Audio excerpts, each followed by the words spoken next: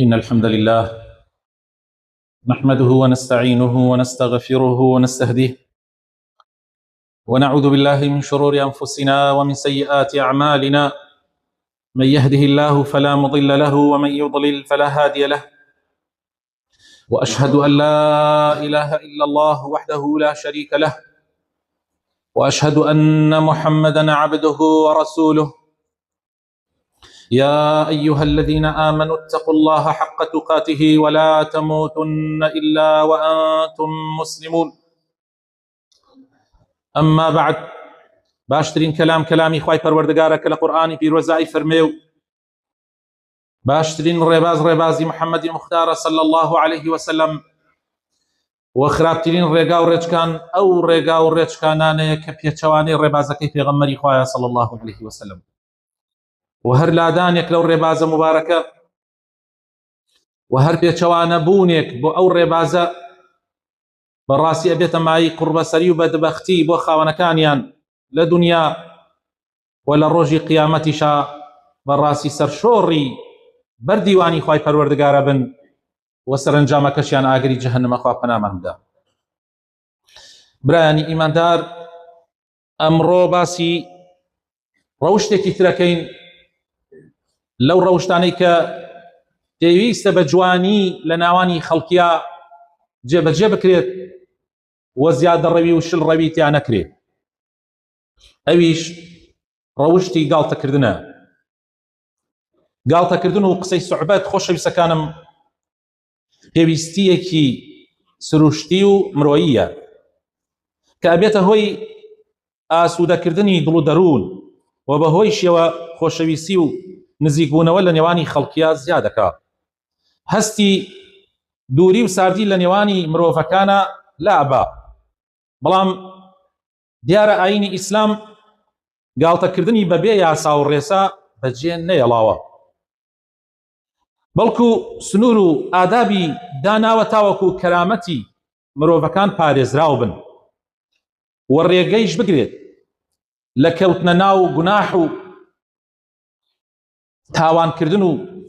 ئازاردانی خەڵکی و ستەمکردن. حکمی گاڵتەکردن لە شریعەتی پیرۆزی ئیسلامە بڕێزان. طبعا ئەم وشەی حکمی شەرعی فڵانە شت ئەمە گرنگە یەک هەڵوێستە لەسەری بکەین. کاتی ئەمە ئەڵێین فڵانە شت حکمە شەرعیەکەی چییە، لەم پێنجە بەدەر نییە بەڕێزە، لەم پێنجە بەدەر نییە کە من زۆر جار باسم کردەوە، بەس ئەی خەمەوە بیرتان. حکمە شەرعیەکان لە شریعەتی پیرۆزی ئیسلامە کە ئەچی پرسیار لە هەر مامۆسایەکی ئاینیەکەی لەم پێنج و شە زیاتر پێ ناڵێ، یا ئەڵێ ئەم شتە کە تۆ یعنی ئەو بابەتە کە ئەتەوێت پرسیاری لەسەرەکەی ئەڵێ واجبە، یعنی فەرزە ئەبێ بیکەی، ئەگەر نەیکەی گوناحباری، یا لە بەرامبەریا ئەڵێ ئەمە حرامە، ئەگەر بیکەی گوناحباری. کەوا بوو فەرز یعنی واجب، لە بەرامبەرەکەش یا حرام. لە فەرز تۆزێ بە خوارتر، یعنی دەرەجەکەی خوارترە کە بریتە لە سونەت، ئەگەر بیکەی خێرت دەستەکەوێ، ئەگەر نەیشیکەی هیچ لەسەر نییە. لای خۆمان ئەڵێ ئەو نوێژە سونەتە، یعنی ئەگەر بیکەی خێرت دەستەکەوێ، خۆ نەشیکەی گوناحبار نابی. یا فڵانە ڕۆژ و سونەتە، بۆ نمونە عاشورا ڕۆژوێکی سونەتە، ئەگەر بیکەی خێرت دەستەکەوێ، نەشیکەی گوناحبار نابی. لە خوارەوەی حرامیش دەرەجەیەکەیە پێ ئەوترێ مەکروه. مەکروه یعنی نەیکەی باشە، ئەگەر نەیکەی خێرت دەستەکەوێ، ئەگەر بیکەی گوناحبار ناوی. وەلەو بەینەشا شتێکمان هەیە کردن و نەکردنی وەکو یەک وایە کە ئەویش پێ ئەوترێ موباح، یعنی حەڵاڵە، ئەتوانی بیکەی ئەشتوانی نەیکەی. ئایا گاڵتەکردن حکمەکەی چییە؟ حکمە شەرعی گاڵتەکردن بەڕێزان لە ئەسڵە حەڵاڵە، لە ئەسڵە گاڵتەکردن حەڵاڵە، خوا حەڵاڵی کردووە. بەڵام جاری وا هەیە گاڵتەکردن ئەبێ بە سونەت، ئەگەر تۆ نیەتت ئەوە بێ دڵی کەسێ خۆشکەی و درۆی تیا ناکەی وە گاڵتەکردنەکەت حەقە، ئەوە ئەبێ بە سونەت. بەڵام جاری وا هەیە ئەبێ بە مەکروه، خۆی لە ئەسڵە حەڵاڵە بەس ئەبێ بە مەکروه. چی کاتی ئەبێ بە مەکروه؟ ئەگەر زیادی لە حەد گاڵتە بکەی، حتا بە قسەکانتیش ڕاست بێ، لە حاڵەتی جدیاتە خەڵکی ئیشکردنە ئەمانە تۆ هەر گاڵتە ئەکەی، تۆ هەر خەڵکی ئەکەنین، تو کار و کاسبی خەڵک دوا ئەکەوێ، واجباتەکان دوا ئەکەوێ ئەوە لە ڕاستیە کەراهەتی هەیە وەجاری وا هەیە ئەبێ بە حرام هەر ئەو گاڵتەکردنە بێ بە حرام ئەگەر درۆ بێ بۆ نمونە ئەگەر خەڵکی پێ ئازار بدەیت ئەگەر قەشمریات و گاڵتە بە خەڵک بکەیت کەوا بوو ئەبێ ئاگامان لە خۆمان بێ کاتی ئێمەڵێن حکومە شەرعیەکە لە ئەسڵا حەڵاڵە گاڵتەکردن حرام نییە و پێغەمبەری خۆشەویستمان صلی الله عليه وسلم گاڵتەی کردووە حتى ڕۆژێکیانێکە لە سەحابەکان ئەفەرمی ئەی پێغەمبەری خوا تۆ گاڵتەشمان لەگەڵ ئاکەی فەرمووی بەڵێ من گاڵتە ئەکەم بەڵام گاڵتەکانی من ئیلا حەقە گاڵتەی ناحەقی نەکردووە و سنوورێکیشی بووە لە گاڵتەکردنە پێغەمبەری خوا صلی الله عليه وسلم نەیەڵاوە زیاو بڕوا گاڵتەکردن و لەو نمونانەی کە لەناو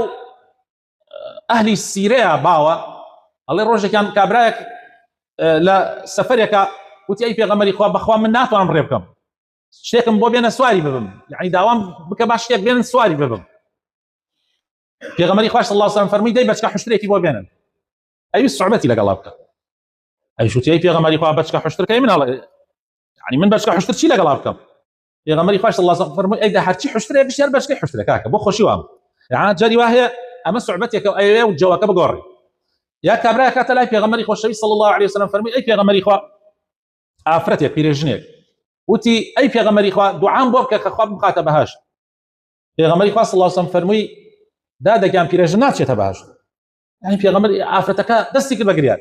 پێغەمبەری خوا صلی الله عليه وسلم فەرمووی هەیە گیان مەبەستم ئەوەیە کە پیرێژن بە پیرێژنی ناچێتە بەهەشت يعني تۆ بەم پیرێژنیەی ناچیتە بەهەشت بەڵکو خوای تەعالا گەنج دەکاتەوە بە گەنجێتی ئەچیتە بەهەشت ئەهلی بەهەشت هەموویان گەنجن یەک پیریتیان نییە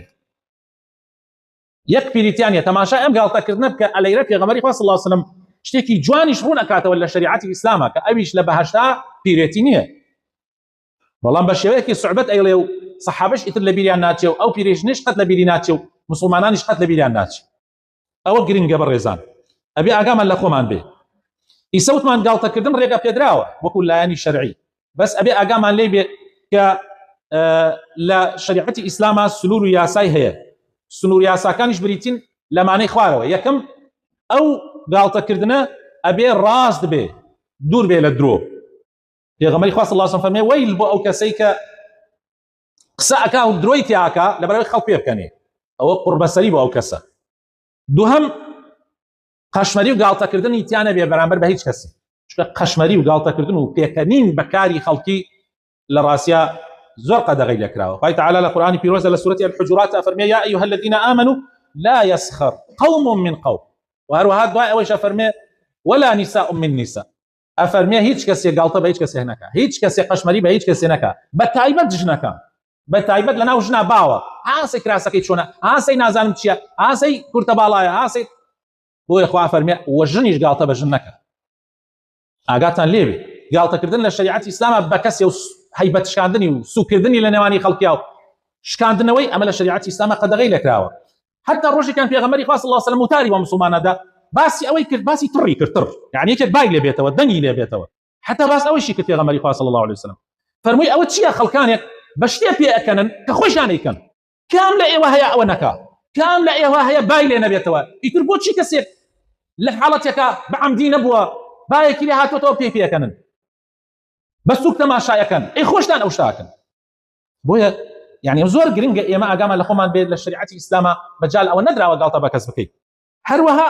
نابێ خەڵک بترسێنی بە گاڵتەکردنەکە بیتۆقێنی بیترسێنی حەڵاڵ نییە بۆ هیچ مسلمانێک بترسێنێ بیتۆقێنێ دروست نییە هەروەها نابێت گاڵتەکردن غەیبەت و دوزمانی و قسەی بێقیمەتانە و قسەی ناشرین و بێئەدەبیانی تیابێ نابێت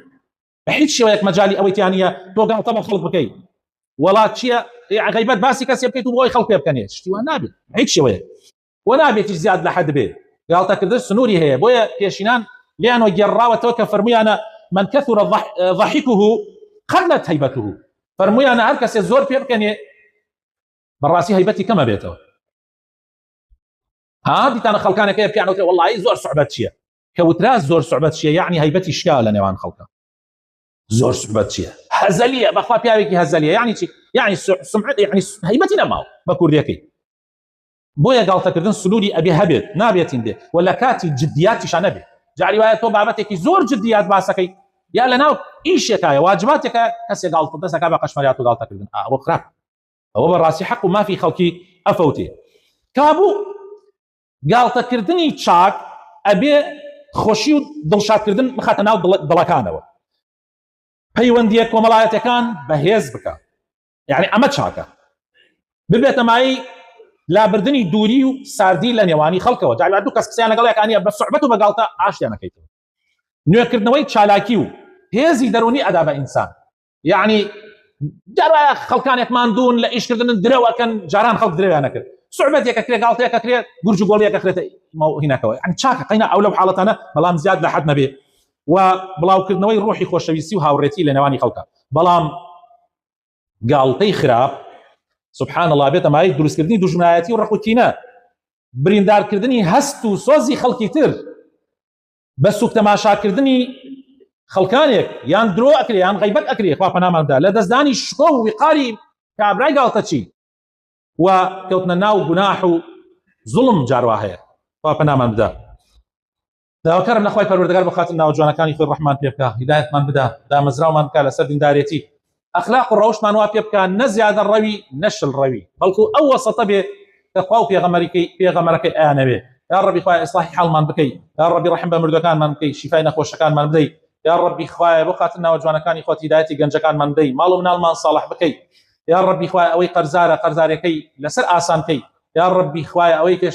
کێشەکەی بۆ چارەسەر بکەی، یا ڕەبی خوایە بۆ خاتر ناوجوانەکانی خۆت ڕەحم بە قوتابەکانمان بکە لە ئیمتحانەکانیانە، یا رب العالمین، یا ربی خوایە بۆ خاتر ناوجوانەکانی خۆت، بۆ خاتر ئیسمی عەظەمی خۆت، یا رب العالمین کار بەدەستانی ئەم وڵاتە ساڵح و دادپەروەر بکە. ئامین ئامین.